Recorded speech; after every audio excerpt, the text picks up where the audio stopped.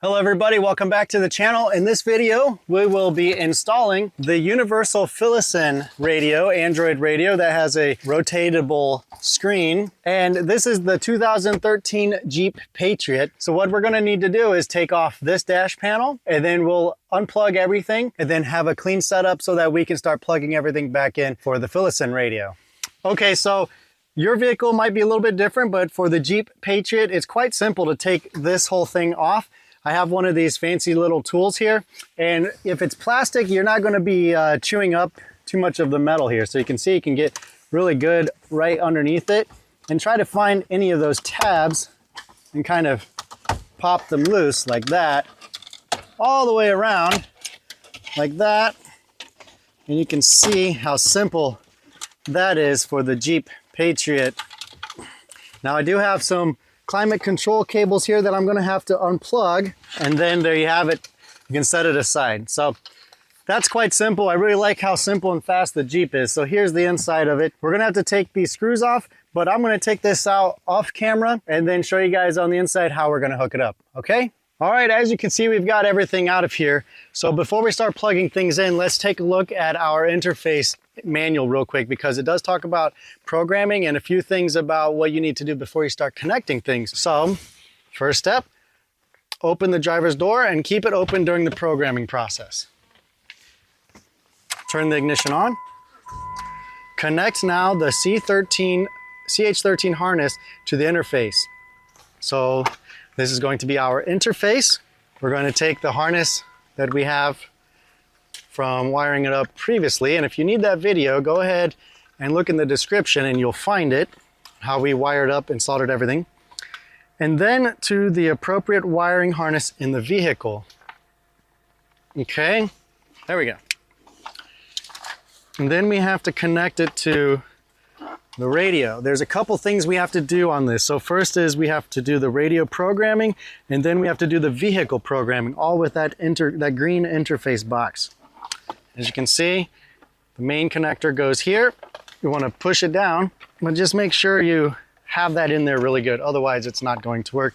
One more thing I want to plug in though is this cable here. That's for the parking detection and the reverse camera input, that yellow cable there.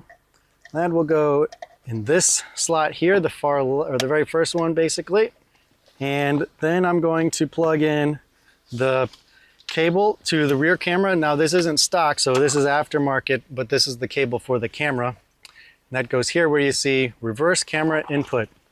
Okay, plug that in. I just kind of want to have pretty much what my setup's going to be like before the programming starts. All right. So as you can see, the radio does turn on once you plug everything in. Now, it's going to be hard to show you this. There's going to be a light over here. It's red flashing right now. So what we need to do here is, I think we need to restart it because we took too long to do it. So I unplugged it. Once you unplug that, the radio goes off. So if you don't get anything on your radio, it's because you don't have your interface box connected. Kind of going outside the directions, it's a little bit challenging because it's not considering all of the other wiring setups. So once we have it plugged in, locate the volume up button behind the steering wheel, which is right here. And what we're going to do is tap the volume up button at a heartbeat pace until the LED stops flashing. So the LED is down here at the bottom left corner.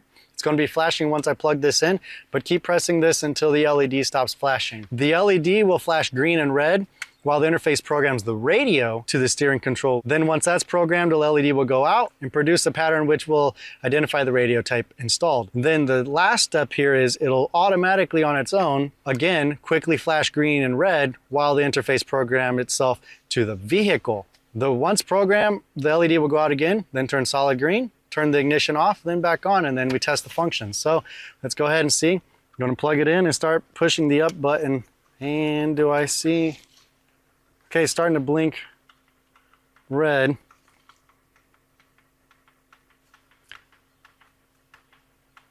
Okay, now it's blinking slow red.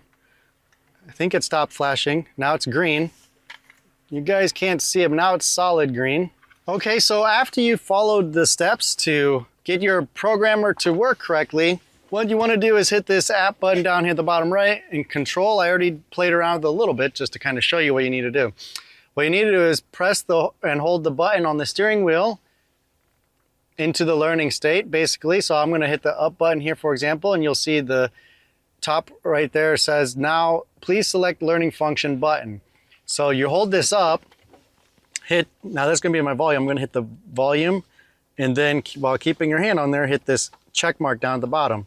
And now you can see that the audio is going up and down. Here's down. I set the center button to be the source. So now every time I push it, it switches all the different sources. And over here on the left, I changed it as your next or previous song. So that's how you get the steering wheel's controls to work now on the Jeep. So I'm glad that works. Now we just have to figure out how to make this audio come on. Okay, so here we are back into the Jeep. If you remember earlier in the video, I wasn't able to get any sound, but this time I believe we fixed it because we do have an amplifier and we had to wire up the wires accordingly. So let's go ahead and try to connect this all and see how things work. So let's go ahead and try to plug in some things here. Right now, this is my rear view camera aftermarket that I've already had pre-wired in the Jeep. You're gonna take that jack and plug it into the Philosin's harness here that's called reverse camera input. Easy like that. So that's taken care of. We'll try to throw some wires down in there. And this is climate. We don't need that right now.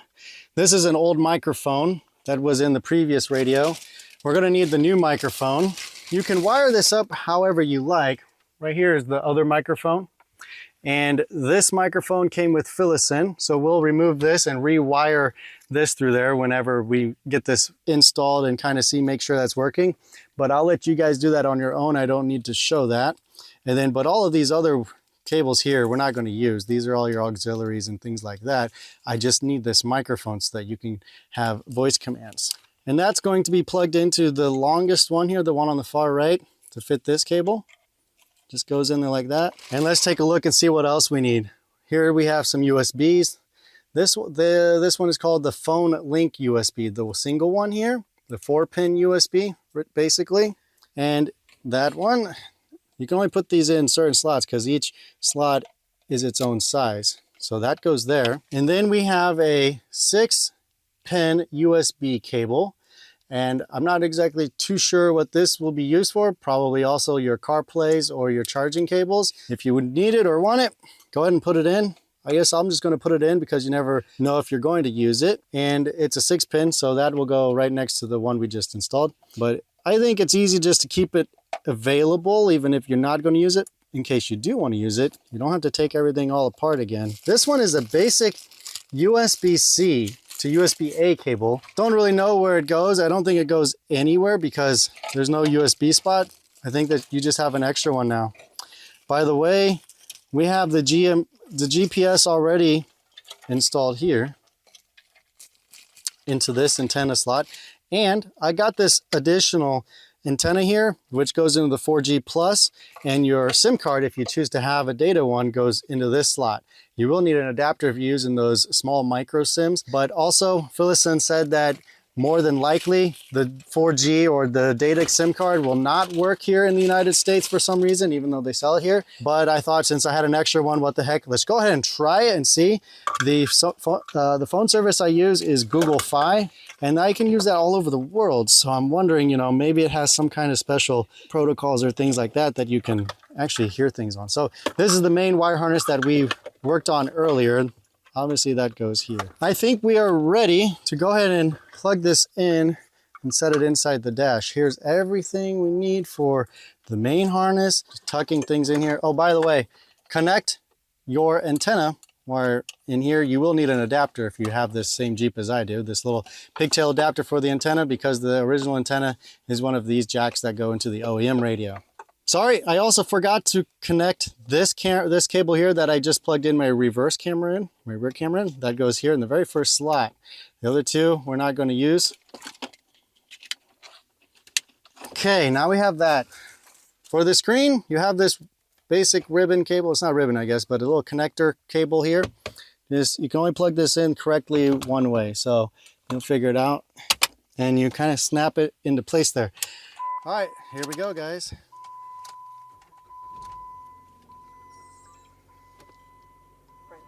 Pledge at WICR online. As you can see, we do have Thank you for audio. different kind of public radio. And the door speakers are working. I can feel them vibrating.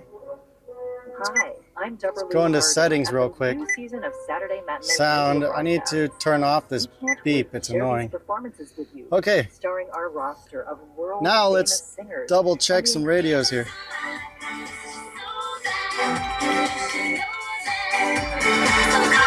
Now it is still pretty loud on volume number 1, but at least we have audio. I'm gonna go ahead and get this set up. You guys go ahead and get it set up how you want. And then I'll probably come back within a month or so with just a general overview or review or feedback of what I think about it. And after playing with it a little bit, maybe learn some more tricks. For example, this audio that is super loud when you're in even just one, okay? Also, let's check really quick the reverse function, see if my rear camera comes on. I have my foot on the brake. We are in reverse, and there you go.